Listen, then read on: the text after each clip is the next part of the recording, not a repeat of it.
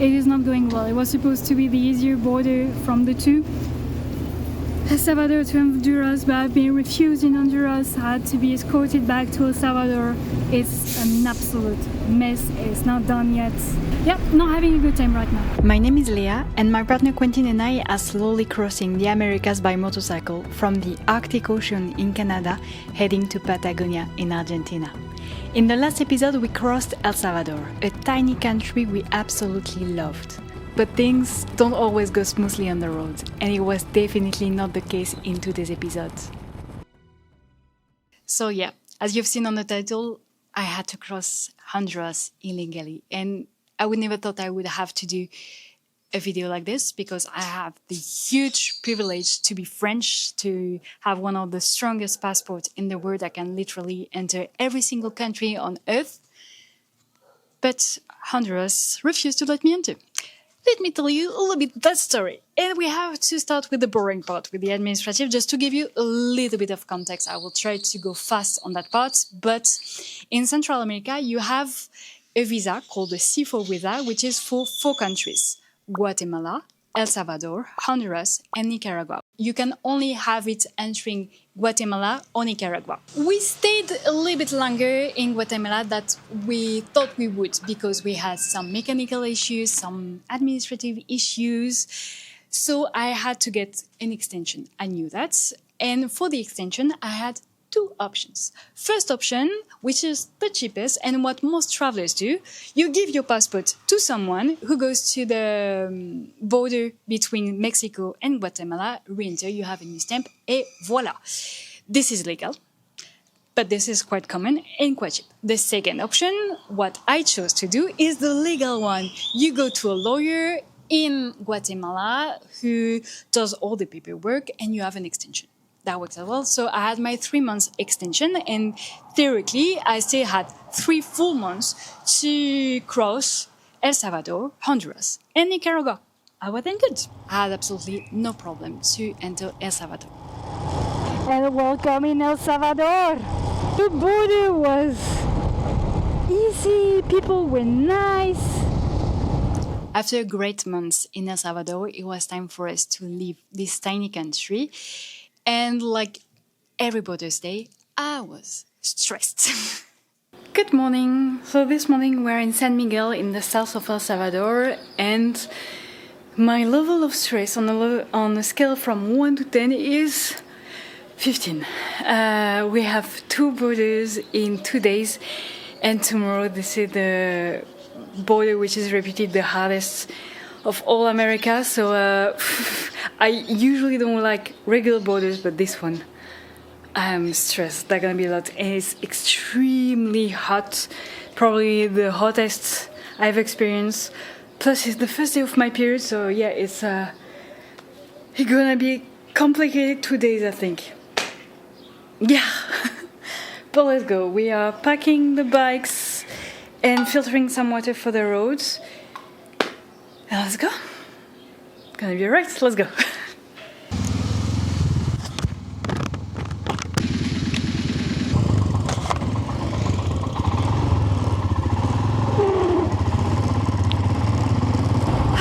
Okay, let's go. It's 8:45. We are now leaving San Miguel in El Salvador, going toward the border with Honduras. And voila! Hopefully in a few hours from now we'll be in Honduras.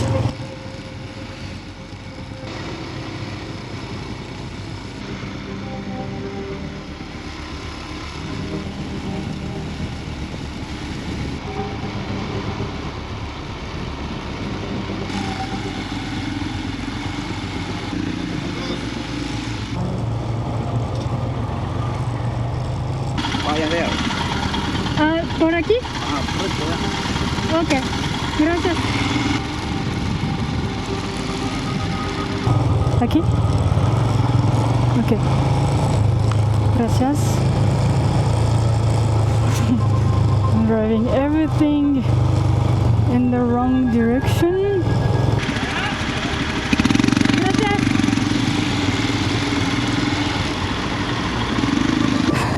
Everyone is helping us.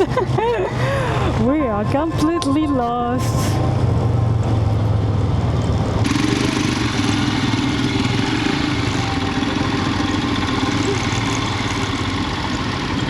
All right.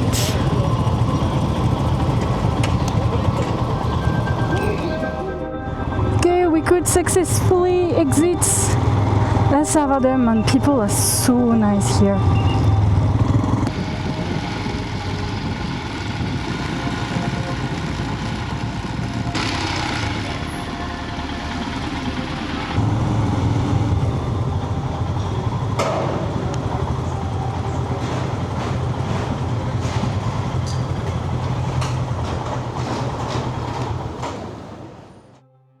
So I arrived at the immigration office in Honduras quite confident, thinking that the hardest part will be for later, entering Nicaragua.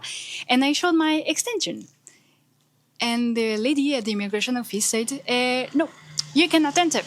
Apparently, Honduras does not accept the extension from Guatemala. They said that the extension is only for Guatemala.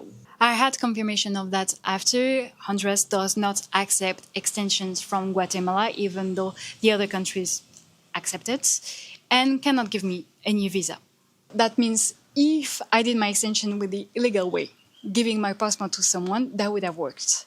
But now I had to leave the C4 country. That was my only option. They couldn't give me a new visa and they couldn't accept my extension. So they said the only solution was to go back to El Salvador on motorcycle, then take a plane somewhere outside of the C4 country. That can be Mexico, Belize, Costa Rica, for example. Then re-enter Guatemala to have a new visa, then go back to El Salvador, then re-enter Honduras. That's 4 planes for nothing. I avoid flying most of the time for ecological reasons. I will not take 4 airplanes for nothing, literally to go back to the same point. It makes no sense and I refuse to do that. So this lady from immigration took my fingerprints, took my passport and escorted me outside of Honduras. And when we arrived at the bike, we had a bunch of helpers. It's very common in all the borders in Central America to have helpers because all the borders are just a mess. And some people just can help you if you don't speak Spanish, for example, or if you have problems like we do. And they told us to not enter back in El Salvador and to wait in between the countries. There's a bridge and just to wait there. They say halfway at the bridge. Que no vayan hasta Salvador. ¿Usted habla español, va? Sí. No entren hasta El Salvador, quédense en medio del puente. Okay. Cuando les den los pasaportes, queden en medio del puente. The lady holding my passport was pressing me a little bit. And yes, she waited until I crossed that line to give me back my passport. She took photos of the bike, photos of my passport again. And yeah, I was out of Honduras. Kicked out, literally.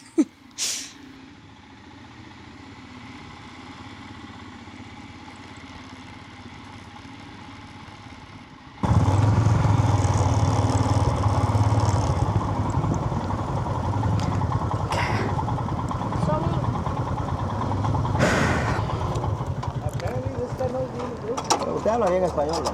Yeah. Usted sí habla bien el español. Sí. Legal papers because we need to cross into Nicaragua as well. That's our main concern. I really don't get it now because on our visa it says 90 days. Hey, this happens a lot. In the middle of this bridge, in the no man's land, the helpers met us and they said it arrives at the time, no big deal, they have contact at the immigration office. And they passed a few phone calls. Someone there accepted to stamp my passport. So I just had to enter again and have my passport stamped, in exchange of money, of course.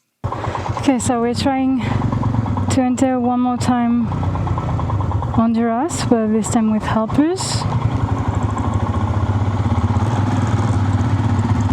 I'm super confused on what's happening. It's extremely confusing. Aquí está. Usted no puede ingresar al país. Usted tiene una sobreestadía. I can't. No puede ingresar al país. So I tried to enter back, but then the guy refused to let me enter because he had a photo of my bike, a photo of my passport. He said, no, you're on the blacklist, basically. You cannot enter. So the helper said, no big deal. We're just going to wait until he finishes his shifts, and we're going to try to bribe the next one. And then we waited and waited a few hours in the sun. After a while, the next guy arrives and negotiation starts again. At first he says, no, I cannot enter, negotiation. I don't follow everything at this point. I let the helpers do all that. And I just wait on the side. And at the end, he accepted to let me pass, but it had to be not visible on the camera. So one of the helpers took my motorcycle to cross the borders with the motorcycle, and I had to hide in a tuk-tuk. So I went back in the bridge, entered a tuk-tuk, and entered back invisible for the cameras. Then we went all the way past the border. We hid again behind trucks. This time I had my motorbike back. And then I don't really understand what happened. The immigration guy who accepted to stamp my passport, no news from him. I don't know why we couldn't reach him. So they say I cannot have a stamp. I really don't understand everything that happens. Say, no big deal. You just have to cross illegally Honduras. Okay, I'm already in anyway. But somehow they could get the importation papers for the motorcycle, so the motorcycle was legal, and I wasn't. By the way, Quinten on his side had no problems at all because he lost his wallet in Guatemala and had to fly back to Canada to renew his driver's license, so he had a new visa. So no problem for him. That was just me, the problem, because I did the legal way. If I gave my passport to that guy in Guatemala to have the extension, the cheaper one, I would have no problem. But I wanted to do things correctly. Good idea. Anyway, after a while, and a lot of money actually, because then we had to tip a lot of people, give money to all the helpers, and the total cost of the operation was close to $600 US. That was extremely expensive. Probably less than flying 4 times and taking accommodation that we don't need, but still extremely expensive. So well, after a few hours and a lot of money, I was technically in Honduras with that stamp, but I was in the country and I had all the papers for the bike. So we were good to go. But came another problem because I had to exit Honduras, and to exit a country, you need to show your exit stamp that I don't have. We were planning to cross Honduras quite quickly anyway. The country has quite a bad reputation in terms of safety. So we just booked one night in a city, just time for me to send my drone away because drones are completely illegal in Nicaragua. But then the helpers from Honduras told us, like, it would be better if you cross the border today and don't stay one night in Honduras. We can help you with the next border, but we need to do it right now. So, okay. So we decided to follow that guy and to cross Honduras as quickly as possible. We are right now officially in Honduras, but illegally. I am, at least. Quinten is legal, I am not. So instead of staying, we're going directly to Nicaragua with a helper, because we have another helper arranged to enter Nicaragua.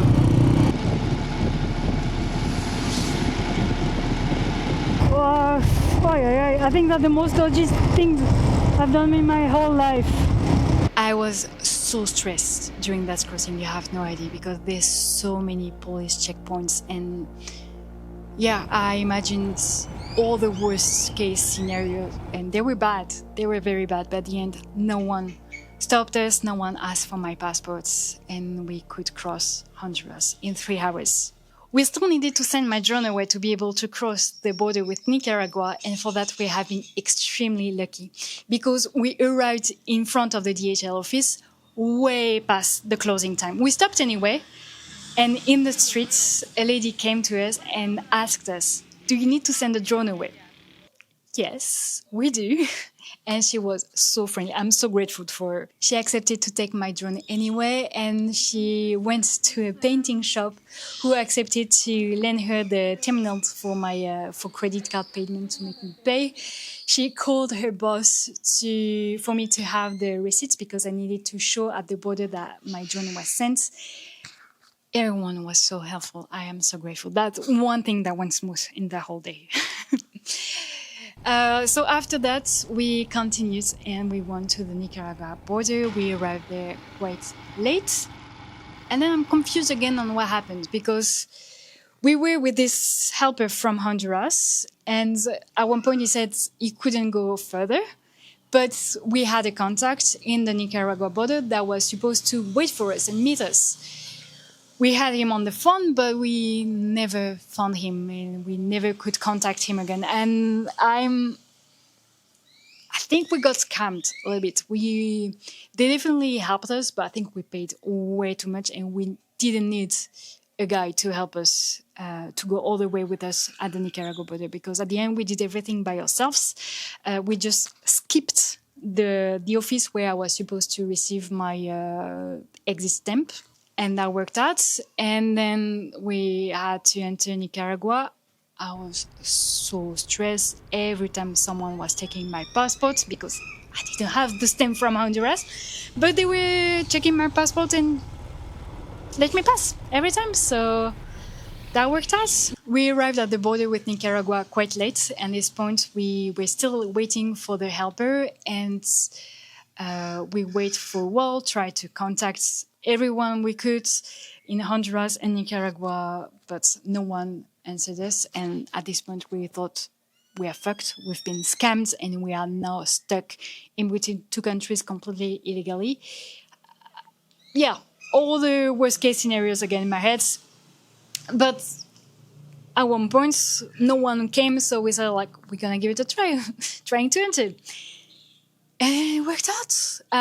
This border is supposed to be the hardest, but because we arrived so late, literally an hour before the closing time, it went quite smoothly. First of all, we were almost the only one, so everything went quite fast. The only problem we had is that we didn't have any cash at all because we paid so many people during the whole day. And everything is in cash at the border.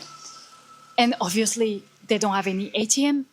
So we had to find a way to get cash. We got very lucky because a group of German tourists arrived in a bus and someone accepted to give us cash and we paid with PayPal, so that saved us literally. And yeah, we could enter Nicaragua. It was a very long process because the first time we have all our luggage completely checked, and that took quite a long time because we have a lot of stuff, but it went smoothly. No one cared about my Honduras stamp, and they accepted my extension. Here they say, yes, of course, we accept your extension from Guatemala because this is the same visa. The border, which is supposed to be the hardest in all America, went actually quite smoothly for us, and in an hour we were legally in Nicaragua. Gracias. Oh my God, we're entering Nicaragua. Who would have thought? Oh, we're in Nicaragua.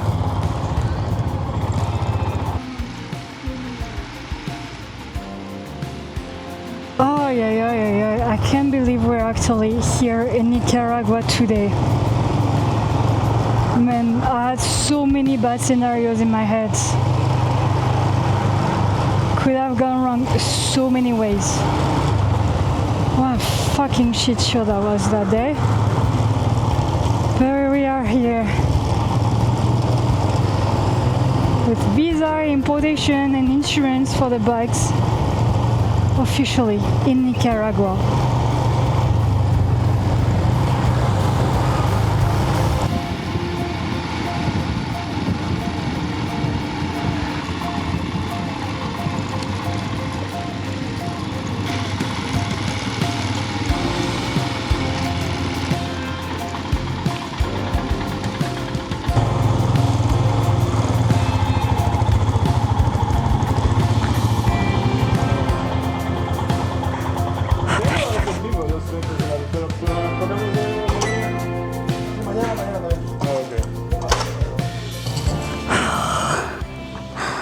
It's actually cute. It actually is really cute. I wasn't expecting the first hotel on the road to be cute.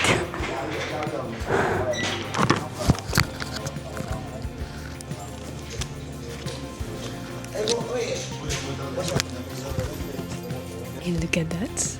We have a room with AC because it's 10 p.m. but I'm still quite sweaty, and a shower, and they even sell beers. I'm so happy. I'm so happy. I'm so ready to shower now.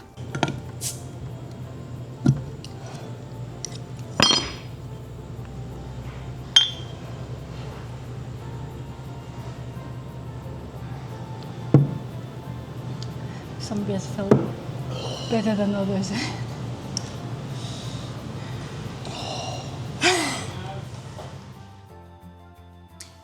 So that was the story of how I crossed Honduras illegally, and I really wish I will never have to cross another country illegally. I really think to all the people who have to do that for their survival. Again, I have the huge privilege to be French. This whole trip through the America is a luxury, it's something I don't do by necessity, but by pleasure. And I'm very aware of that. So yeah, I wanted to say that again. And hopefully for me, that will be the last time. Thank you for watching this video, and I'll see you in the next one to explore a little bit of Nicaragua. Cheers.